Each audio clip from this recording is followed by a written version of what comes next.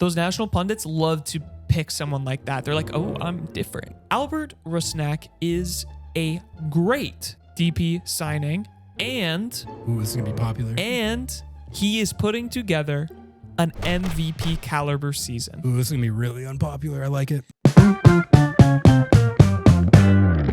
All right, let's talk about the Jesus Ferreira can't play the 9 agenda, because I think you can't come to any conclusion other than it got weakened in the San Diego game. Even if the goal didn't count, it went in, and so like it at least was a little bit I diminished. think we have a couple of little data points now of him at least being more effective and now scoring a goal playing up there. Yeah. Like I thought in the what was the first game? Oh God, was it the Dallas game? He game. like scrambled and should have scored that one. Yeah, and he also had a header in that game that was pretty close. Yep. So that was like a little bit of progress. And then in the San Diego game, he breaks through with the goal, which I just loved that goal because that was FC Dallas Jesus Ferreira. That was the guy who I was expecting to see this whole time. The guy that I was telling people when they made this trade, I was like, this guy does some like, he scores some really cool goals. Like he's not a player whose game is based on like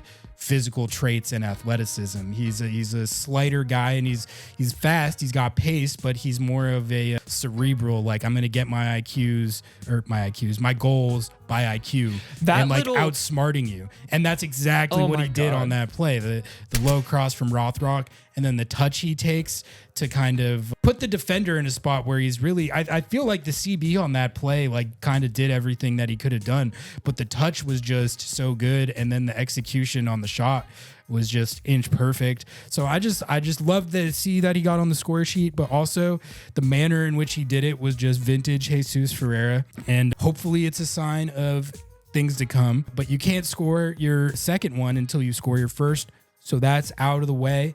And I think there's also the psychological component of it.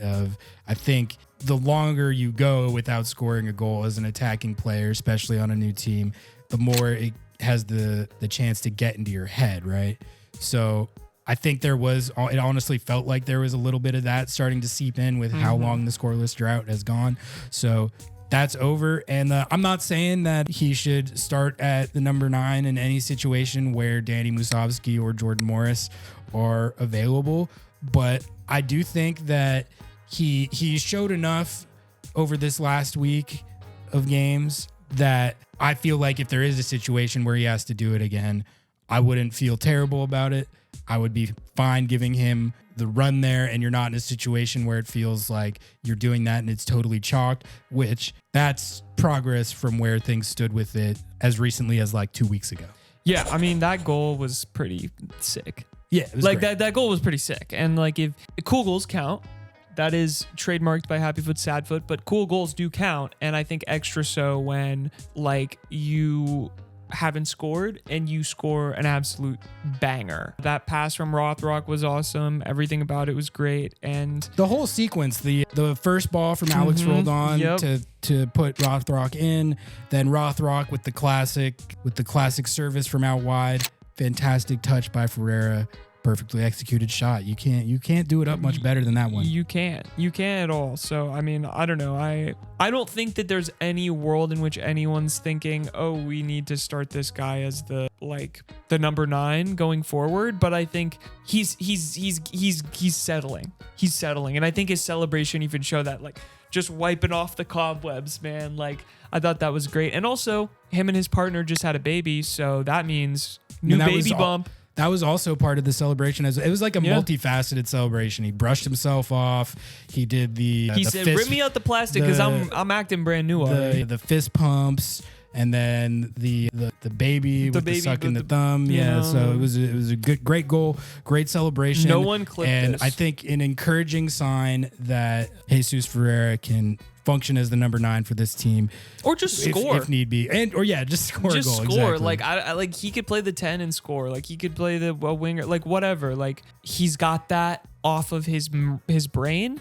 And I think what a perfect way to do it than like a highly, like you were saying, like a highly technical, high degree of difficulty. Ready for this, Ari? Low XG goal. I would be interested to see the XG on that one, because the defender was right there, but it was from inside the box from relatively close I don't know range. how they calculate that bullshit, Ari. I don't. I thought I was trying to give credence. I was trying to, olive branch it, but God forbid. God forbid. Should I hit this next agenda for us? So the free Stu Hawkins agenda, Ari. We've been pushing this agenda. We've been believing that, some skeptics may think that Stu Hawkins is undersized. Stu Hawkins is not ready for the show. We were like, no, what? I think you got to play him. I think he's good enough. Yeah, we just wanted to see it. And we've seen it. And I think he's played pretty damn well. He locked up. He pocketed a Mexican national team legend, Chucky Lozano. Was not able to do anything against this guy. He was out there for like most of the game because Kim Ki-hee got hurt pretty early in the first half, if I recall correctly. Yep. So yeah, he was out there in the second half after Chucky subbed on. Stu Hawks was out there battling against Chucky Lozano. That was awesome to watch. He got a match ball too from He got a match ball. They shouted him out in the post-game locker room. And Stu Hawks is in the MLS rotation, it seems, which that's, like you said, we've been on that. We've been saying free Stu Hawks for a while. And I think we're seeing positive early returns. Like from the minutes he's gotten so far, like I really like what I've seen. And I think that's just it's good to know that, especially with all the CB injuries that you have right now, that you can put Stu Hawks in a game and the level is not necessarily gonna drop. He can not only hold his own but excel in some of these situations. I thought some of his progressive passing was really good. His passing is good. I didn't know that he had that much in his bag, but he had that really nice long pass, and I was like, Jackson? Yeah. Jackson, are you back on the field? Yeah, no, exactly. So this agenda is very much strengthened, and he's probably gonna have to. Kim Ki-hee and Yamar are still out, so I mean, you're gonna get John Bell and Jackson Reagan in Vancouver, but if one of them subs out, Stu Hawks is the first man up, and I feel great about that. Yeah, I agree. I'm pro. Play the kids. My next agenda here, Jackson Reagan wingback agenda. I just wanted to hit on this because I thought it was funny. Please, Brian. It was a good bit, but I don't think he's built for that. I feel like Schmetz explained it, but I don't exactly remember there was some impetus. There was something for it. It might have made sense. It might have made sense. I've tried to learn from the time that I crashed out about Georgie playing the 9, and then after I cooled down and thought about it, I was like, you know what? That I can see why he did it. So, I'm trying Sometimes to. you just gotta try shit. I'm pro trying shit. Exactly. Like if it's just like we think we see something on film, or we're kind of in like a situation with the personnel, we're just trying some random shit like that. Yeah. We think it might hit. I'm trying to be cool with it, even if it doesn't work out, because we also often argue the opposite thing. Like when something's not working, like we always say, oh, we'll just try this. Like this might work. Why not just give it a shot? So I don't like to do both things where I say, just try it. And then when he does just try random stuff, then I also get mad about that. Like I think true. this falls in that category. Yeah. I mean, but it didn't. It didn't look that hot. It's a careful what you wish for situation, because I did at one point advocate for a Rothrock at the 9 agenda, and then we saw it twice, and I was like, I don't know. But it's fine. It's fine that he tried it. It's fine that he tried it. He did it, and Brian. That's why I love you. Cook, Brian. Cook, please. I was a let Russ cook guy. So I stand by it. And I stand by it. So let Brian cook. The start KKR agenda. Okay, I want to lay out. This is an interesting one. I want to lay out why. Now, I actually don't know if I completely agree with it, but I want to stir the pot a little bit. I love Alex Roldan. I have been an evangelist for Alex Roldan. You have. I think he is an incredible player, and I think that he brings so much to this team in so many ways that people don't respect. Underrated. And for me, KKR brings something very different. He is like a bolt of lightning on the field, dude. I have never seen someone run harder, work harder, get into space, get up and down the field like crazy. Wait. I have seen one person. Christian Roldan. Christian Roldan. He is, yes. I'm seeing that comp more and more. Like, he is... Not just the UW thing, the style. No, it's exactly it. It's like he's got the same build, too. He's like, he'll body people off the ball like Christian. Like, it's very clear that I think him and Christian kind of have They're a like good... kindred spirits. Yeah, it's awesome. But I love the attacking prowess that he brings, dude. Like, the way he's able to get the ball up the field in a way that Alex truly isn't. Like, I think that maybe KKR leaves you a little bit more risky on defense, but what he brings going forward is second to none, man. I mean, that goal, we want to talk about Moose's hold-up play. His hold-up play on that was awesome. He parked his ass in the perfect place in the box, knowing full well where Pedro was going to go, because I know they trained that, right? Parked his ass in the box, and what a finish. What a finish. Yeah. I mean, how many times have we seen Jesus Ferreira shoot that right at the goalkeeper? It was a good goal. It was his second goal of the season. Yeah. He only scores bangers, I think. He's playing great right now. And the stardom agenda is, I like it, but it's just tough because I don't know. I like what they've got going on at the position right now. It really feels like Alex Roldan and KKR have been pushing each other. Yeah. They've been making each other better. I think there was a very clear, like, Alex raising his game when he kind of felt that KKR was pushing him, and that made him play better.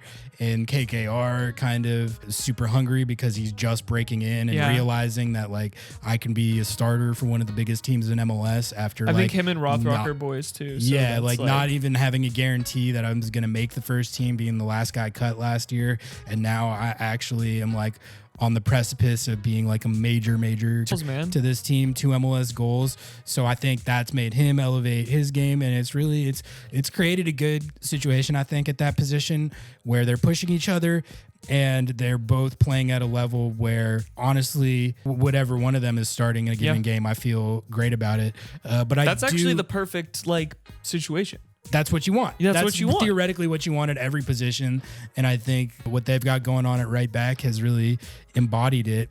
But it's hard to watch KKR play and not love the extra dynamism that he brings in attack, specifically as a goal dangerous player as he is. Yeah. Alex Roldan he's a good attacking fullback. Like, he can get forward and his wide service is pretty good. But KKR, it's almost like having like a pure winger as your right back. It's like having Rothrock as your right back, almost. Which, like, Rothrock as a wing back it plays, and it is a little similar to that, but it definitely is a different dynamic. So, like, yeah, I guess I don't really mind them just starting whoever based on matchup or fitness. You got 2 starting caliber right backs. It's great. It's tight. I think. Also, it's just a good story, and it's 2 Seattle guys. I know Roldan's. Both the Roldans are Seattle adopted. I think KKR is Seattle adopted as well. Yeah, exactly. Isn't he from California too? Yeah, he's from California. Yeah. So we just be adopting people. So yeah. And then I wanted to close this one out because of a recent goal that he scored against FC Dallas, a game-winning goal, mind you, Ari. Albert Rusnak is a great DP signing, and ooh, this is gonna be popular. And he is putting together an MVP caliber season. Ooh, this is gonna be really unpopular. I like it. Albert Rusnak is currently at 7 goals, 3 assists in Major League Soccer with 12 started matches, 16 matches total. So about 1,000 minutes. He is week in and week out on the top 11 for Major League Soccer in their little, either he's on the bench or he's in the starting lineup. Team of the week, yeah. Team of the week, correct. Or team of the match day. Yeah, team of the yeah, well, And I think that he is going to be in the consideration for Player of the Year. And that's my take. MVP. And I think he's putting together a season that is proving not only me wrong, because I was skeptical about re-signing him, but I think a lot of the arguments, they're falling flat on their face every single week. And I think it's also, there's a catalyst of the national pundits are starting to talk about this too. Yeah, like that. I think that when we're talking about stuff like the MVP conversation, that's the most important part of that actually happening is when you start to get the national recognition, and everyone's the national pundits are like, he's underrated. You love that. You love to hear that because those national pundits love to pick someone like that. They're like, oh, I'm different. Right. I'm like he's kind of like he's the hipster if you know ball. Yeah, if you know ball guy. Yeah, it's actually Rusnak. Yeah. Which vindicated for us, bro. Like vindicated as hell for us. I mean, yeah, I'm glad that they brought him back. I think he's playing great this year. He just had a stretch where he scored 5 goals in 5 games. So that's what you want out of your DP. And, he's not the flashiest name and he doesn't have the flashiest game. So I don't know if he'll break through for the MVP stuff like some of the bigger, more flashier names in the league, but I do think that there's a decent chance that he ends up putting up a real crooked stat line this year, like even more so than last year, which, I mean, people forget that he had 10 and 16 last year, which is that's pretty good, man. That's really good. That's like if any other player came in and did that for Seattle as a DP, people would be like, oh, this guy's awesome. Yeah. So he's winning 30 for multiple teams or whatever. 25 and 25. Yeah, for both Real Salt Lake and Seattle. So we'll see if more national recognition starts to arrive. Starts to percolate. Yeah. That would be cool. But really, as long as he is running the offense at a high level week in, week out, getting goals, getting assists, I'm happy with him as a DP. That's all I care about. Are there flashier players in the league? Sure. But as long as the production is there and he's a good team player, which by all accounts he is, keep him as a DP. I'm fine with it. DP snack. He's a snack. He's a snack.